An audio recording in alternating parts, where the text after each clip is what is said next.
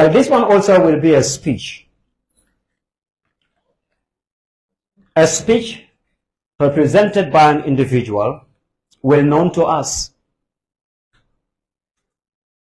He has been a very important member of this nation, has played a crucial role during the beautiful moments and the trying moments of this country. Well known as Honourable, he hailed from a village called Njie. I knew him through a friend, Mr. Esabari, who spoke to me well about how humble an individual this man has been. He has contributed immensely to the development of this nation and served as at various positions in this country and rose to the ranks of minister in this country. But currently, he is serving as the Deputy Speaker of the National Assembly of the Gambia. Through his generosity, he has helped a lot of people in this country, especially youth from his constituency, Njie.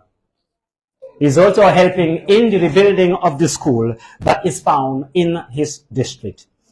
He's a very passionate individual who, when they call to the development of anything that involves the young people, he is always not left behind. Honourable Seedy Njie, I have the singular honor of the master of the house. All right, the podium is yours. Thank you very much. Thank you very much, Master of Ceremony, for, of course, being the Commander-in-Chief this evening, commanding all of us to come and answer to your directive. Our dear sister and author, Ms. Raki, her mother and family members, I want to thank you sincerely for this distinguished honor. Regional Director, Region 1, I guess. Minister of Basic and Secondary Education, Mr. Jaju, the General Manager of the Gambia Teachers Union, Credit Union, Uncle Michael Hamadi Seka, Auntie Ramatulai Utsman, my dear friend, of course, I'm not sure whether I will say childhood friend or what, Rachel Njie. I've always known her to be very passionate when she was very young, and she has been very committed to service. Distinguished invited guests, ladies and gentlemen, today we gather in the luminous realm of intellectual discourse where the power of language transcends the mundane and propels us into the profound. I am overwhelmingly honored to stand before this august assembly on the occasion of Ms. Raki book launch, an event of unparalleled significance in the intellectual tapestry of our time. We are not mere witnesses to the launch of two books. We are participants in a grand symphony of thought, orchestrated by Ms. Jallow. Maya Angelou, an iconic woman of letters, once eloquently stated, "There is no greater agony than bearing an untold story inside you." The titles, "Because I'm a Woman," "A Bright Light," "Switch Off," are not arbitrary lexical choices, but deliberate poetic encapsulations of the themes that unfold within their pages. Themes that chronicle the sufferings, resilience, and triumph of a woman. History teaches us that in the realm of intellectual discourse, women have played incredible roles in shaping opinions, sparking revolutions, and challenging the status quo through their written words. Today, we are not only celebrating the literary prowess of Ms. Jallow, but also by extension acknowledging the broader significance of women's voices in literature.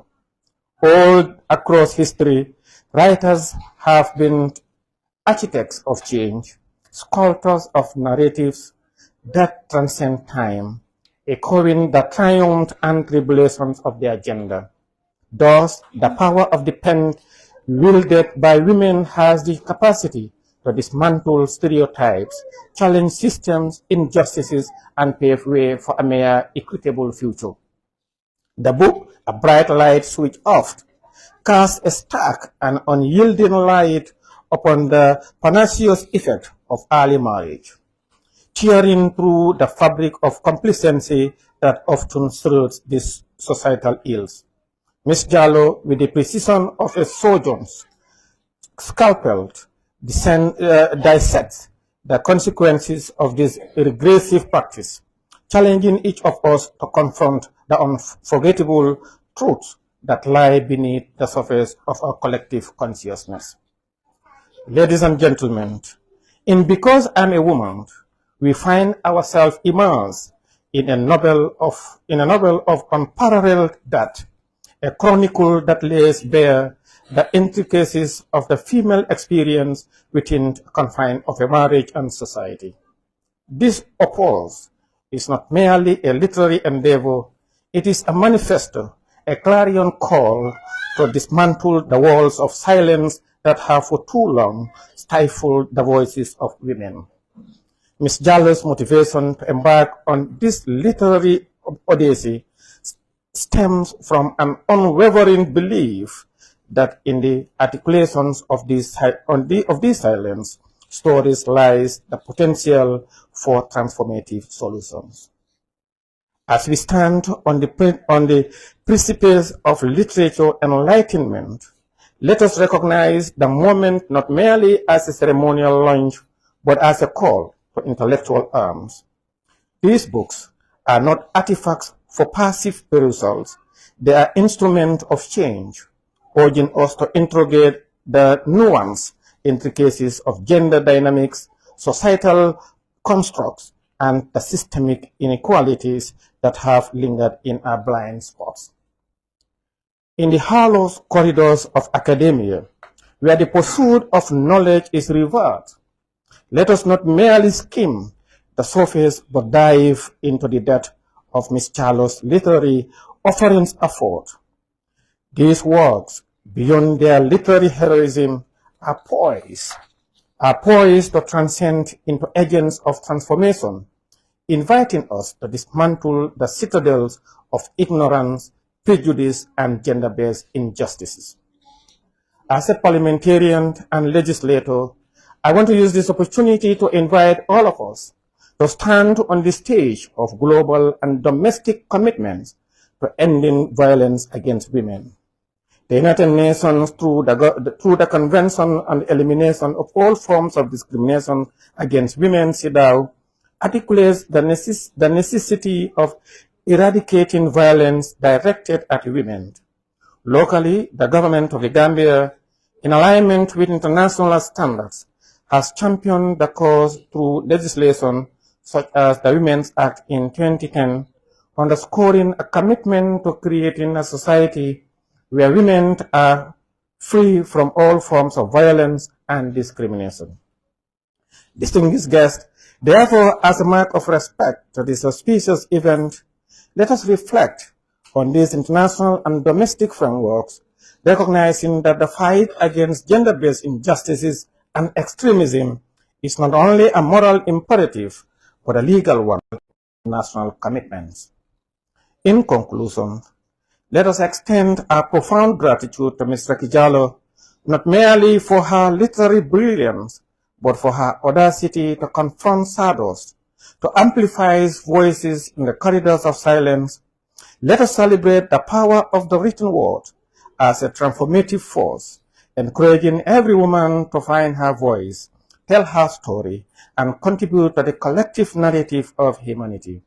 For it is only through women's equal and active participation in writing along with men that we all can contribute to the evolution of a just thought, dismantling the structures of injustice and creating a world where the narratives of women in particular are celebrated, heard, and respected. On that note, personally, I want to pledge 20 copies each, 20 from each of the books as personal contribution to your work and to reciprocate this gesture. Thank you. Thank you very much.